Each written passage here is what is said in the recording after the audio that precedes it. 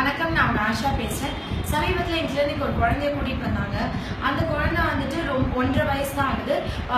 எப்பயுமே நார்மலா இருக்கு, நார்மலான ஆக்டிவிட்டிஸ் இருக்கு. ஆனா சர்ச்சுக்கு போனா மட்டும் பயங்கரமா அழுகுது, அம்மா காலை கட்டி பிடிச்சிட்டு இறங்கவே மாட்டேங்குது அப்படின்னு அவங்க அம்மா அப்பாவுக்கு ஒரு கன்ஃபியூஷன். மேபி அந்த சவுண்டா இல்லை நிறைய மக்கள் இருக்கிறதுனாலயா இல்லை அந்த சர்ச்ல சத்தமா அவங்க ப்ரேயர்ஸ் அந்த ப்ரீச்சிங் வந்து டிஸ்டர்ப் ஆகி எதுனாலன்னு தெரியல.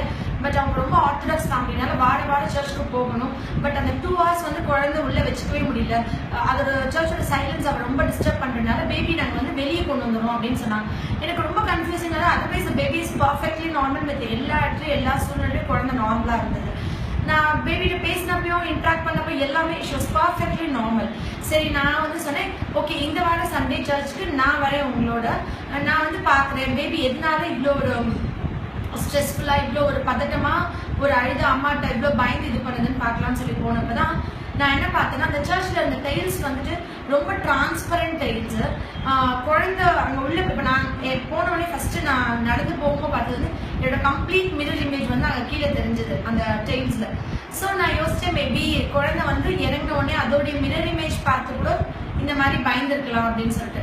அப்புறம் நான் குழந்தைய அவங்க அம்மா கூட்டிட்டு வந்து கீழே இறக்கி விட்டுன்னா அது அதோடைய பிரதிபிம்பம், அதோட குழந்தையோட உருவம் வந்து கீழே இருக்கிற அந்த டைல்ஸ்ல விழுந்த உடனே குழந்தை வந்து பயந்துட்டு பயங்கரமா அழுக ஆரம்பிச்சிருச்சு. எனக்கு கிளியரா புரிஞ்சது. நெக்ஸ்ட் டே மண்டே அவங்க கன்சல்டிங் வந்தப்ப நான் சொன்னேன், நீங்க வந்து குழந்தைக்கு என்னென்ன கதைகள் சொன்னீங்க. எனக்கு வந்து ரொம்ப வருத்தமா இருந்தது. அவங்க அம்மா அப்பா மேல ஒரு சின்ன கோவமும் இருந்தது. நம்மளோட முன்னோர்கள் எவ்வளவு அழகா நம்மளுக்கு சொல்லியிருக்காங்க. நம்ம எல்லாருக்கும் தெரிஞ்ச பரிச்சயமான ஒரு கதை, முதல்ல நம்ம அம்மா அப்பா நம்மளுக்கு சொல்லி கொடுக்குற கதை என்னவா இருக்க முடியும்? ஒரு குழந்தை வந்துட்டு ஒரு புரிஞ்சுக்க முடிகிற வயசுல ஒரு 8-9 மாசத்துக்கு அப்புறமே ஆரம்பிக்க வேண்டிய கதை வந்து இதுதான்.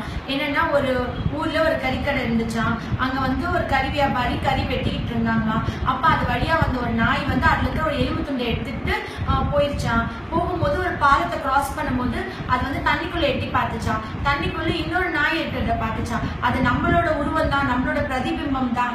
அது பேர் தான் மிரர் இமேஜ் அப்படின்றது 5 அறிவுள்ள ஜீவனுக்கு தெரியாதனால அது உள்ள இன்னொரு நாய் இருக்குன்னு ஏமாந்து லொல்லொன்னு கொலைச்சிச்சான். உடனே வாயில இருக்கிற எலும்பு துண்டு உள்ள விழுந்துருச்சான். இது எதுக்காக சொல்லி தராங்க அப்படின்னா, ஒரு குழந்தைக்கு முதல் சொல்லி கொடுக்க வேண்டிய கதை, முதல்ல ஒரு அம்மா டிஸ்கஸ் பண்ற கதை, நம்ம கிராமங்கள்ல எல்லாரும் சாதாரணமா சொல்ற கதை. ஏன் ஒரு குழந்தை பிறந்து 2-3 வயசுக்கு கண்ணாடி காமிக்காதீங்க, கண்ணாடி காமிக்க கூடாது, பிள்ளைக்கு கண்ணாடி காமிக்க கூடாதுன்னு திருப்பி பெரியவங்க சொல்றாங்க. ஏன் வந்து ஒரு குழந்தைய வந்துட்டு கண்ணாடி பார்க்கறதுனால என்ன, குழந்தை ஏமாந்து போயிடும், உள்ள இன்னொரு உருவம் இருக்கும், அது வந்து தன்னோட பிரதிபிம்பம்னு புரிஞ்சுக்கிற கெப்பாசிட்டி இருக்காதுன்றது மட்டும் இல்ல, முதல்ல குழந்தைக்கு இந்த கதையை சொல்லி பிரதிபிம்பம்னா என்ன, சில விஷயங்களை பார்க்கும்போது தண்ணிக்குள்ளேயோ கண்ணாடியிலயோ பார்க்கும்போது உன்ன மாதிரி இன்னொரு உருவம் நீ பார்க்கறதுக்கு வாய்ப்புகள் இருக்கு, அதை பார்த்து நீ ஏமாந்துடக்கூடாது, நீ வந்து பயந்து போயிடக்கூடாது, அது உன்னுடைய உருவத்தோடைய ரிஃப்ளெக்ஷன் தான் அப்படின்றத சொல்லி கொடுக்கணும்.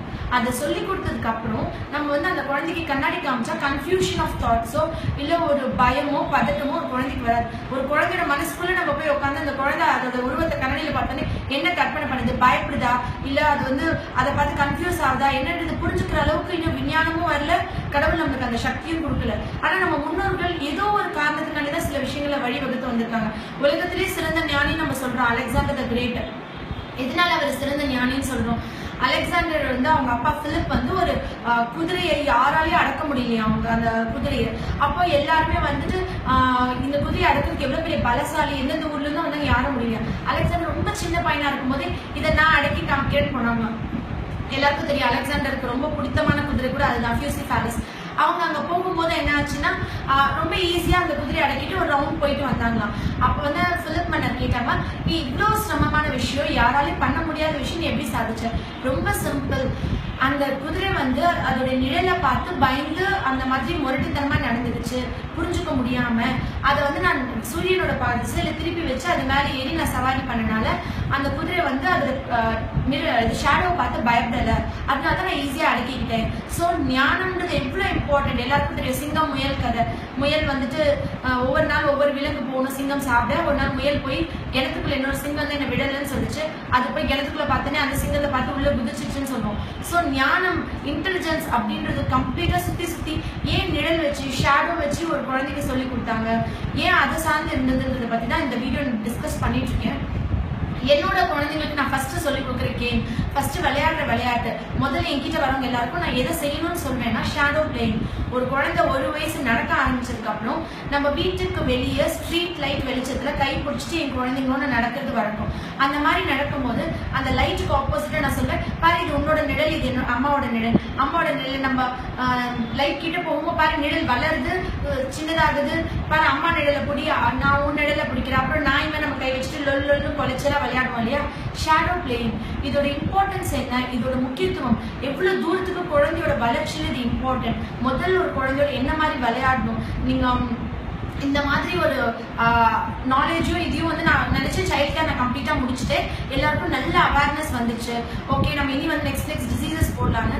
பட் கிட்டத்தட்ட ஒரு 500க்கும் மேற்பட்ட பேரண்ட்ஸ் வந்து வெளிநாடுகள்ல இருந்து எனக்கு ஃபோன் பண்ணி என் குழந்தைய வந்து ஆட்டிஸ்டிக்னு சொல்லியிருக்காங்க, என் குழந்தை வந்து ஆட்டிஸ்டிக் டயக்னோஸ் பண்ணியிருக்காங்க, நான் ஸ்பீச் தெரப்பி கொடுக்குறேன், நான் வந்துட்டு சப்போர்ட்டிவ் இது பண்றேன், நான் என்ன பண்ணுவேன், ஏன்னா homeo is the only scope for autism. Other than speech தெரப்பியோ இல்லை இதுக்கு தாண்டி ஒரே ஸ்கோப் ஆஃப் ட்ரீட்மெண்ட் வந்து ஹோமியோபதி தான் இருக்குன்றனால நிறைய பேர் என்ன அப்ரோச் பண்ணாங்க.